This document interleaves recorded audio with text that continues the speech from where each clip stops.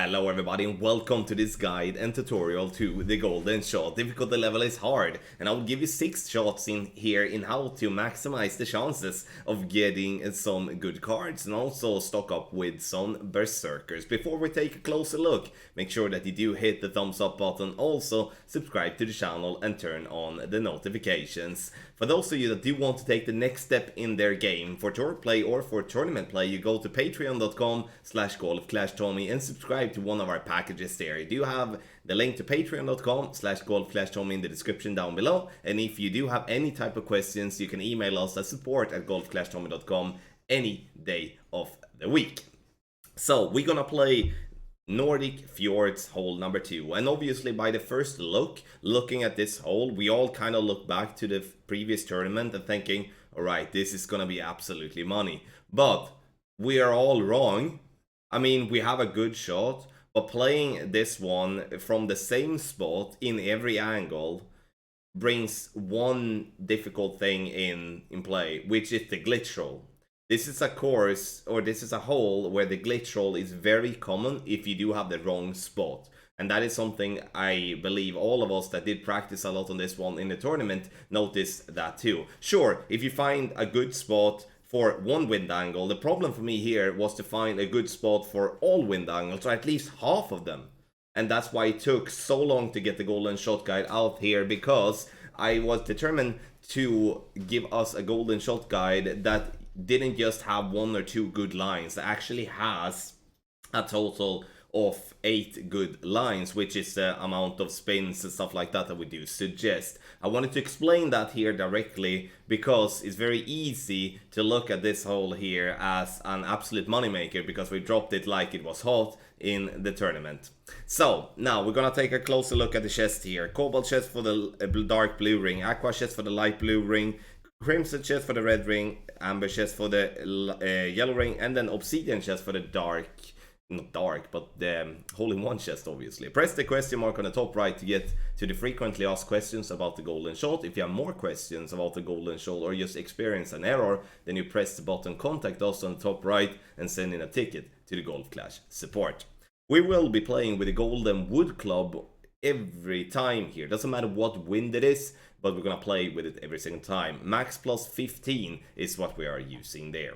Let's take a look at the 2 landing positions, because we're gonna use 2 landing positions due to that we want to avoid the glitch roll. So in headwinds, we're gonna play like this. We're gonna turn the screen around. We're gonna look for the blue ring by the rough line and also the white ring by the rocks. And that's gonna be only in headwind angles. If you do have a tailwind or a crosswind, I can guarantee you that if you do play with this landing spot, you will experience the glitch roll more or less every single time when you play in tailwinds or in crosswind. That's gonna result in no chest for you at all. So that's why we're playing this landing spot in tailwinds and crosswind, in complete max distance with the ball guideline pointing towards the hole. And this is before spins. It's very important that you wait to add spins until you have set the position. So 2 completely different landing spots here, but both of them with the goal of avoiding the glitch roll and give ourselves a consistent way down to result into one of the chests, which again, the goal here for the golden shot always is with a perfect ball with a perfect execution should result into minimum a red chest. That's always our goal when we build our guide. Have in mind that you obviously always have to center the ball perfect. You always need to have a good pull angle, but you most definitely need to hit perfect. So let's take a look at the shots here, and I'm gonna obviously talk through that at the same time. So we start with shot number 1, which is more of a angled headwind, so it's more a southeast type of wind. So you can see that I turn the screen around and then looking at the blue ring, and I'm also looking at the white ring. See here that I'm in the end using 0.2 backspin, and I'm using close to 1 bar, so 0.9 bars of left spin. The thing here with the videos that I will show you as well, I forgot to say that, is that I'm trying to show you some in tailwind, some in headwind, just because of the landing positions differences, and also trying to give you different type of wind angles with that too, just to give you all an idea on how to attack this par 3. Perfect ball and the ball will bounce on the fairway, and we can see here we bounce then on the green, and then we're gonna have dead bounces, so no glitch roll here in headwinds. We unfortunately just burn the very edge here, getting the yellow rain, which is fine, you know, I can live with that. It's a little bit unlucky not getting the hole in one, but I mean, you know, we can't get it every single time, even though we, as I'd love to. So, alright, Grizzly, and we do have the Hammerhead, and then some Berserkers. We move on to the next shot here, and we do now have a tailwind with some crosswinds. We move up to max position, ball guideline to the hole, and then we're gonna set spins. So we're going to set the spins. So you can see here now that we're using 3.2 backspin and also 1.5 bar of left spin. This is not really northeast angle. This is more towards an east angle than it is northeast in my opinion. So now adjustment 5.2 miles per hour is 2.9 rings, pull over bullseye, and then we are centering the ball and we are making sure to hit perfect. You can see here as well that I'm adding a little click of overpower here. You may be wondering why. The reason I did that is because we want to hit that spot. So the overpower there, that little click that I added, was to make sure that I want to hit the spot that I wanted to, because I had an in-between angle. So that's a little tweak you're going to have to do to try to just maintain the same type of bounce. We do want to bounce on that little downhill pad, which is not the easiest thing in the world. But when we do that, we slow the ball down, we don't get the glitch roll, and we roll nicely towards the pin. Now, next one here, we do have a more tailwind than what we do have crosswind here. And this is going to be a play where we're not going to play with any type of overpower, because this is the angle we would like. So it's no in-between angle, it's what we would like. 3.6 backspin. And I'm using 1.3 left spin there. Pull over bullseye 5.5. I give this one a 3-ring adjustment. Center the ball, very important not to have any curl, overpower, or underpower in this instance. And we do want to hit perfect as we do there. And we want to bounce in that little down slope there to roll towards the pin. So we bounce and we roll, and we are rolling into a hole. No hole in one there at least, so stopping just short in line, which sucks, but maybe a little bit too heavy on the backspin there. But again, you can see the trick in tailwind, what we wanted to do, and to bounce on that downhill slope. We move on to shot number 3 here now, and now we do have more or less a straight tailwind, okay? Low wind, still more or less, it's more or less a straight tailwind with a little bit of angle to the right. So I'm using here a 3.5 backspin and 1 bar of left spin. 5.1 miles per hour. I should be playing this one 2.9 rings.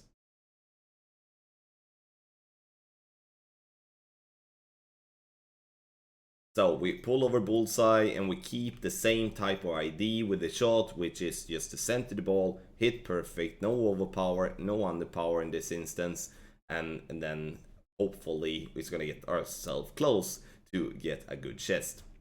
So bounce on that downhill slope, and it rolls very nicely, good speed, and we just slip out on the left hand side, which is a bummer. But again, this is a good shot when it comes to tailwind. Again, we need to execute it properly, otherwise it might be giving you some inconsistent result.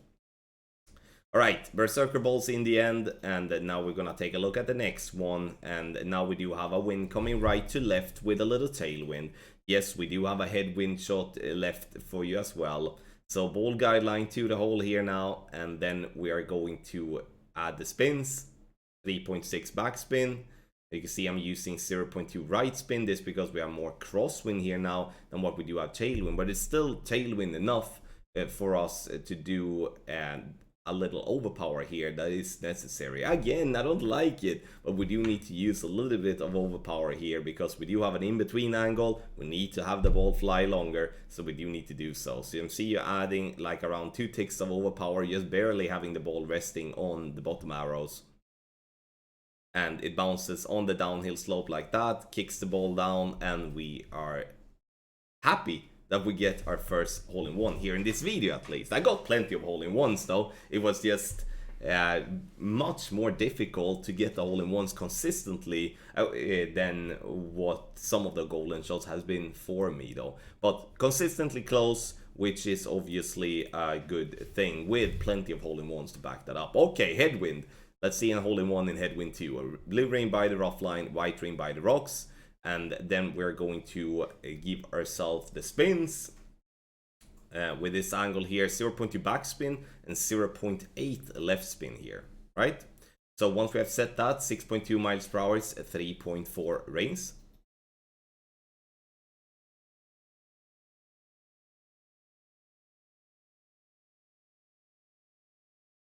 And then we pull over bullseye. And we're gonna try to hit perfect. What I would like to see here when it comes to the different wind angles, what you would like to have is headwind. Headwind is the easiest way to execute. Headwind is the easiest way to get consistently a good result on. The one that you would least want to have is the in-between angles in tailwind. Those are the most toughest one, as you need to somewhat improvise to get yourself down to hit the spot that we're looking for.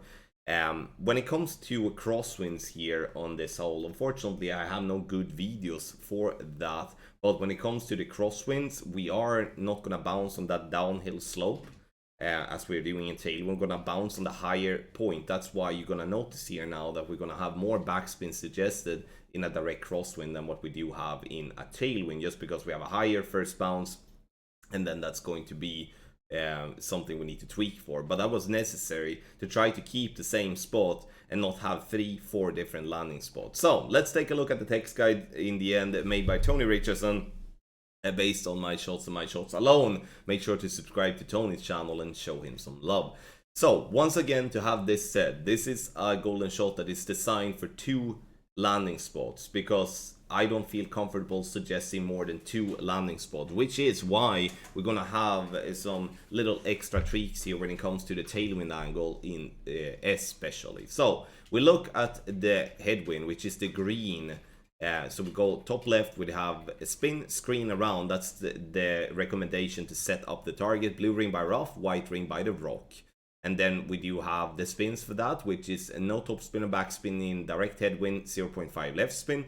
In southeast wind, 0.2 backspin, 0.8 left spin. And then we do have 0.2 backspin, 0.2 right spin in wind coming right to left, so southwest angle. When it comes to tailwind, we look at the red part of the guide. From absolute max club with the ball guide aimed at the hole before spins. And we then start with the direct crosswind, 4.1 backspin in both directions, 1.2 left in wind coming left to right, and 1.2 right in wind coming right to left. And again, the reason we do have more backspin direct crosswind is that we're gonna hit the fairway on a spot that gives us a higher bounce, and we then need to compensate for that, otherwise we will go too long. Now, when it comes to the tailwind angles, this is going to be the most and the most difficult part with this this hole, because of especially the part where we are going to have to work with finding that little spot that you could see in the videos that slow the ball down and roll towards the pin. So in direct tailwind, go 3.8 backspin and 0.8 left spin. You also notice a little picture there. In direct tailwind, use 1 tick of underpower, which is basically just to have the top of the ball resting on the top of the arrows. If you don't feel comfortable with that, don't play with it. Just take your shot and hope for the best. If you do have a wind coming left to right with crosswind and tailwind, you 3.5 backspin in both angles, 1.2 left spin in wind coming left to right, and 0.2 left spin in wind coming right to left. If you do have an angle that is in between the crosswind angle, or it is in between the crosswind angle and the northeast and the northwest angle, we do recommend to add 1 or 2 ticks of overpower just to compensate for otherwise not reaching down to the spot that we would like. So, a lot of things with this golden shot, but this one is a tough one, ladies and gentlemen. I can with certainty say a perfect ball and with a good execution, you will have a good chest. But it's gonna take some technicalities to get there. Again, headwinds are the easiest one, headwinds are the best ones, and that's something that I hope you all will get, because that will obviously increase or like it will minimize the technique aspects of that you're otherwise gonna have to use. Let me know in the comment section below how it went for you with the golden shot. I would also like to say, if you struggle with the golden shot in general, there is thousands and thousands and thousands of players that are using our guide. Make sure that you do screen record while you're playing, because saying that you did everything right and missed everything, that doesn't really work. So you need to screen record and send that to us so we can help you out and do better the next time when you play. Thank you so much everybody for watching, and a massive good luck in the Golf Clash game.